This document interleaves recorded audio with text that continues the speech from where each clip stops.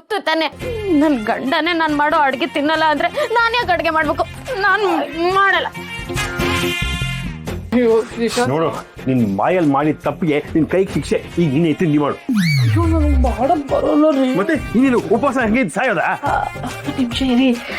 ಸೌಂದರ್ಯ, ನೀನು ಇವತ್ತು ತಿಂಡಿ ರೆಡಿ ಮಾಡಮ್ಮ.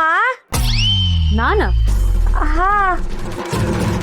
ಹೌದಕ್ಕೆ ನಿಮ್ಮ ಕೈ ರುಚಿ ತಿಂದು ತುಂಬ ದಿನ ಆಯಿತು. ಪ್ಲೀಸ್ ನೀವೇ ಮಾಡಿ. ಸರಿ ಚಿರು.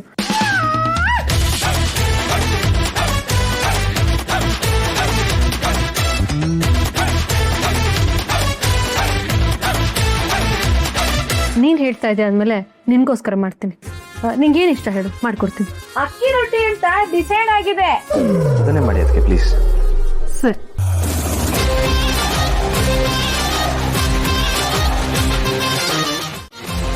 ನಾನು ಚಿರುಗ್ ಮಾತ್ರ ತಿಂಡಿ ಮಾಡೋದು. ಸರಿ, ನಾವು ಅದಲ್ಲೇ ಒಂದ್ ಸ್ವಲ್ಪ ತಿನ್ಕೊಂಡ್ಬಿಡ್ತೀವಿ. ಅಕ್ಕಿ ಹಿಟ್ಟಲ್ಲಿದೆ ಆ ಡಬ್ಬದಲ್ಲಿ. ಅದಾ? ಹಾ ಹಾ.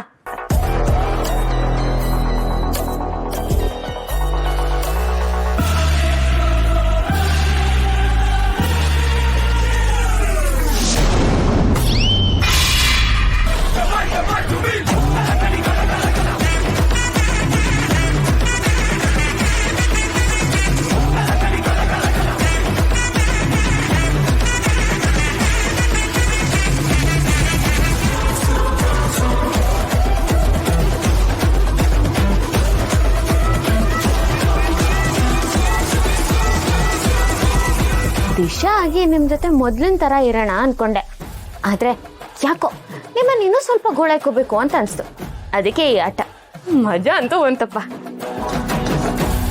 ಅಯ್ಯೋ ಸೌಂದರ್ಯ, ನೋಡ್ಕೊಂಡು ತಗೋಬೇಕು ತಾನೆ. ಪಾಪ ಚಿರಾಗೋಸ್ಕರ ಅಕ್ಕಿ ರೊಟ್ಟಿ ಮಾಡಕ್ ಹೋಗಿ ಈ ತರ ಮಾಡ್ಕೊಂಡ್ರಲ್ವಾ. ಬನ್ನಿ ಬನ್ನಿ, ಮೊದಲು ಫ್ರೆಶನ್ ಅಪ್ ಆಗಿ ಬನ್ನಿ. Let me help you. Hello, ನಿಮ್ಮ ಅವಶ್ಯಕತೆ ಏನಿಲ್ಲ ಅವ್ರಿಗೆ. ನಿಂತ್ಕೊಳ್ಳಿ. ಅದಕ್ಕೆ ಹುಷಾರಾಗಿ ಬನ್ನಿ. ಕಾಲ್ ಜಾರತ್, ಹುಷಾರಾಗಿ ಬನ್ನಿ. ಚಿರು, ತಿಂಡಿ. ಏನ್ ಚಿಕ್ಕಮ್ಮ ಇಷ್ಟೆಲ್ಲ ಆಗಿದೆ, ತಿಂಡಿ ಅಂತೀರಲ್ಲ? ಹೊರಗಡೆಯಿಂದ ಆರ್ಡರ್ ಮಾಡ್ತೀನಿ ಬಿಡಿ. ಅಯ್ಯೋ, ನಿನಗೆ ಹೊರಗಡೆ ತಿನ್ನಕ್ ಓಕೆನಪ್ಪ? ಅದಕ್ಕೆಗೋಸ್ಕರ ಇವತ್ತು ಒಂದಿನ ತಿಂತೀನಿ ಚಿಕ್ಕಪ್ಪ. ಬನ್ನಿ.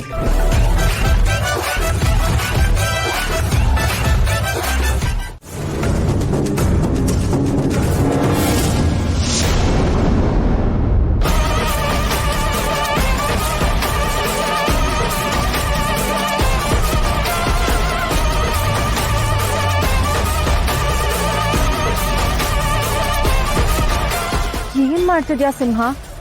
ಪ್ರೀತಿಯಿಂದ ತಂದಿರೋ ಸ್ವೀಟ್ಸ್ನ ಯಾಕೆ ಬಿಸಾಕ್ದೆ? ಮಾಡೋದನ್ನೆಲ್ಲ ಮಾಡಿ ಏನೂ ಗೊತ್ತಿಲ್ಲದ ನಾಟಕ ಆಡ್ತಾ ಇದೆಯಾ? ಯಾಕೆ ಹೀಗೆ ಮಾಡಿದೆ? ನಾನೇನ್ ಮಾಡ್ದೆ? ಎಕ್ಸಾಮಲ್ಲಿ ನಾನು ಹೇಳಿರೋದನ್ನು ಬರೆಯೋದನ್ನು ಬಿಟ್ಟು ಬೇಕು ಅಂತ ತಪ್ಪು ಬರೆದು ನಾನು ಫೇಲ್ ಆಗೋ ಥರ ಮಾಡ್ದಿಲ್ಲ. ಸಮಾಧಾನ ಆಯ್ತಾ? ಏನು, ನೀನ್ ಎಕ್ಸಾಮಲ್ಲಿ ಫೇಲ್ ಆಗಿದ್ಯಾ? ಇದಕ್ಕೆಲ್ಲ ನೀನೇ ಕಾರಣ. ನನ್ನ ಹಿಂದೆ ಬಿದ್ದು ನನ್ನ ವಿಶ್ವಾಸ ಗಳಿಸಿ ನಾನು ಎಕ್ಸಾಮಲ್ಲಿ ಫೇಲ್ ಆಗೋ ಥರ ಮಾಡಿದ್ಯಾ. ನಾನು ಬದಲಾಗಿದೀಯ ಅಂತ ನಿನಗೆ ಎಷ್ಟೇ ಸಲ ಹೇಳಿದ್ರು ನೀನು ನನ್ನನ್ನು ನಂಬ್ತಿಲ್ಲ ಅಲ್ವಾ? ಇಷ್ಟೇ ನಾನು ನೀನು ನನಗೆ ಕೊಡ್ತಿರೋ ಬೆಲೆ.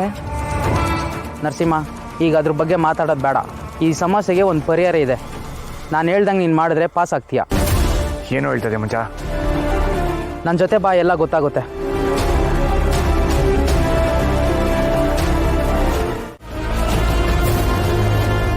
ಯಾರು ಯಾಕೆ ಹಿಂಗೆ ಕೇಳ್ತಿದ್ದೀರಾ? ಚಿರಾಗ್ ಹೆಂಡತಿ, ಈ ಮನೆ ಕಿರಿ ಸೊಸೆ ಅಲ್ಲ. ಮತ್ತೆ ನೀನ್ ಯಾರು? ಎಲ್ಲಿಂದ ಬಂದಿದ್ಯಾ? ನಿನ್ನ ಉದ್ದೇಶ ಏನು ಎಲ್ಲ ನನಗೆ ಗೊತ್ತಾಗ್ತಾ ಇದೆ.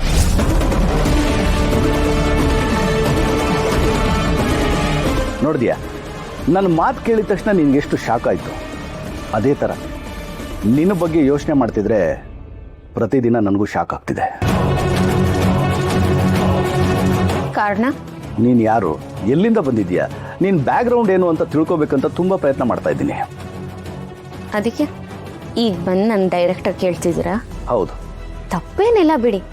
ಆದರೆ ನಿಮಗೆ ನನ್ನ ಮೇಲೆ ಡೌಟ್ ಬಂದಾಗನೇ ಈ ಪ್ರಶ್ನೆ ಕೇಳ್ಬೋದಿತ್ತಲ್ಲ. ಎಲ್ಲದಕ್ಕೂ ಕಾಲ ಕೂಡ ಬರಬೇಕಲ್ಲ. ಕರೆಕ್ಟ್. ಬಟ್ ಕೆಲವು ಸಲ ಟೈಮ್ನ ನಾವೇ ಕ್ರಿಯೇಟ್ ಮಾಡಬೇಕಾಗುತ್ತೆ. ಈಗ ಬೇಡದೇ ಇರೋ ವಿಷಯ ಮಾತಾಡೋದಕ್ಕಿಂತ ನನ್ನ ಪ್ರಶ್ನೆಗೆ ನೇರವಾಗಿ ಉತ್ತರ ಕೊಟ್ಟರೆ ನಿನಗೂ ಒಳ್ಳೆಯದು, ನನಗೂ ಒಳ್ಳೆಯದು. ಇಬ್ರು ಟೈಮ್ ಉಳಿಯತ್ತೆ. ನಾನು ಓದಿದ್ದು ಡೆಲ್ಲಿಯಲ್ಲಿ ಆ್ಯಂಡ್ ಅಬ್ರಾಡ್. ನನ್ನ ಪೇರೆಂಟ್ಸ್ ಇವಾಗ ಅಬ್ರಾಡಲ್ಲೇ ಸೆಟಲ್ ಆಗಿದ್ದಾರೆ. ಇದು ನಾನು ಮುಂಚೆನೇ ಹೇಳಿದ್ದೀನಿ. ಇದನ್ನೆಲ್ಲ ಬಿಟ್ಟು ನನ್ನ ಫ್ಯಾಮ್ಲಿನ ಬಿಟ್ಟು ನಾನು ಲೈಫಲ್ಲಿ ಇಷ್ಟಪಟ್ಟಿದ್ದೆ ಚಿರಾಗ್ ಅವ್ರನ್ನ. ಅದಕ್ಕೆ ಅವ್ರನ್ನ ಮದುವೆ ಆದೆ. ಬಟ್ ನನಗೆ ಯಾಕೋ ಹಾಗೆ ಅನ್ನಿಸ್ತಾ ಇಲ್ಲ. ಒಡಿಯುಮಿ ನಾನು ಸುಳ್ಳು ಹೇಳ್ತಿದ್ದೀನಿ ಅಂತನಾ? ಅಲ್ಲ, ನಿಜವಾಗ್ಲೂ ನಿಂಗೆ ಅಪ್ಪ ಅಮ್ಮ ಇದ್ದಿದ್ರೆ ಅವ್ರನ್ನ ಮದುವೆಗೆ ಯಾಕೆ ಕಳಿಸ್ಲಿಲ್ಲ?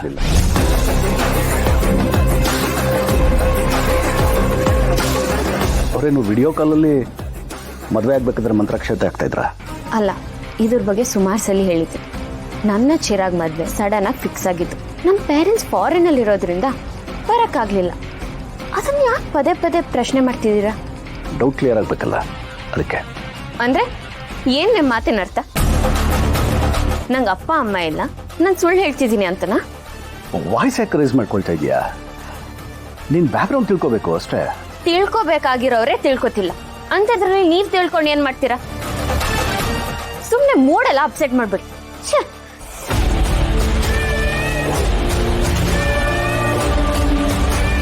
ಸುಳ್ಳು ಹೇಳೋರಿಗೆ ಪ್ರಶ್ನೆ ಮೇಲೆ ಪ್ರಶ್ನೆ ಮಾಡ್ತಿದ್ರೆ ಸುಳ್ಳು ಮೇಲೆ ಸುಳ್ಳು ಹೇಳ್ತಾ ಇರ್ತಾರೆ, ಕೋಪ ಮಾಡ್ಕೋತಾರೆ. ಈಗ ದಿಶಾ ಮಾಡಿದ್ದು ಅದನ್ನೇ. ಇವಳು ಸೀಕ್ರೆಟ್ ಏನು ಅಂತ ತಿಳ್ಕೋಬೇಕು.